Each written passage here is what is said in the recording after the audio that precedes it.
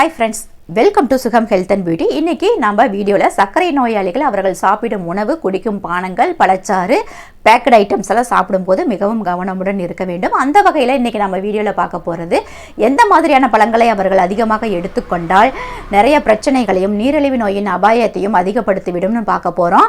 அந்த வகையில் முதலாவதாக நம்ம பார்க்கக்கூடிய பழம் சப்போட்டா பழம். சப்போட்டா பழத்தில் பார்த்திங்கன்னா நிறையா இனிப்பு சத்து இருக்குது. ஒவ்வொரு 100 கிராம் சப்போட்டா பழத்திலும் 7 கிராம் அளவுக்கு சர்க்கரை இருக்குதுங்க.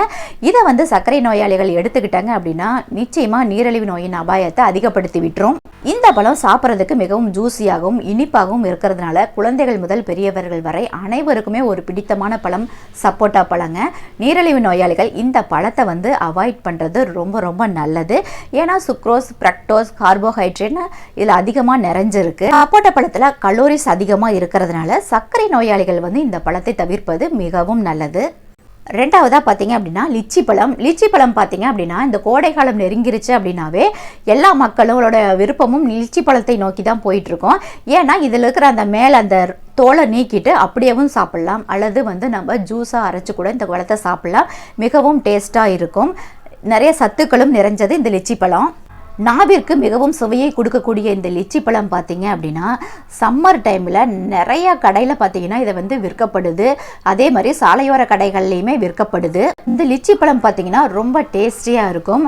சர்க்கரை மீடியமாக இருந்தாலும் இதில் இந்த பழத்தில் சர்க்கரையோட அளவு மீடியமாக இருந்தாலும் சர்க்கரை நோயாளிகள் அளவுக்கு அதிகமாக இந்த பழத்தை எடுத்துக்கொள்வதை முற்றிலும் தவிர்க்கணும். இவர்கள் விருப்பப்பட்டால் ஆசைப்பட்டால் எப்பயாவது ஒரு நாள் ஒரு பழம் 2 பழம் சாப்பிடலாம். அளவுக்கு அதிகமாக கோடை காலத்தில் கிடைக்கக்கூடிய இந்த பழத்தை முற்றிலுமாக தவிர்ப்பது சர்க்கரை நோயாளிகளுக்கு மிகவும் நல்லது. என்றைக்காவது ஒரு நாள் ஆசைப்பட்டால் விருப்பப்பட்டால் 1-2 சாப்பிட்டுக்கலாம். லிச்சி பழத்தையும் நீங்கள் அளவுக்கு அதிகமாக எடுத்துக்கக்கூடாது சர்க்கரை நோயாளிகள். மூணாவதாக பார்த்தீங்கன்னா மாம்பழம். சீசனில் அதிகமாக விற்பனை ஆகிட்டு இருக்கிற பழம் பார்த்தீங்க அப்படின்னா மாம்பழம். இந்த மாம்பழம் பார்த்தீங்கன்னா அதனுடைய நறுமணமே நம்மளை சாப்பிட தூண்டக்கூடிய வகையில் இருக்கும். சீசன் டைமில் பார்த்தீங்கன்னா எல்லா டிபார்ட்மெண்ட் ஸ்டோரு, எல்லா கடைகளிலும், சாலையோர கடைகளிலும், அடுத்தது பார்த்தீங்கன்னா எல்லா சந்தைகளிலும் இது அதிகமாக விற்பனை ஆகிட்டு இருக்கும். அதனோட நறுமணத்திலேயே நம்ம அந்த பழத்தை வாங்கி சாப்பிட்ருவோம்.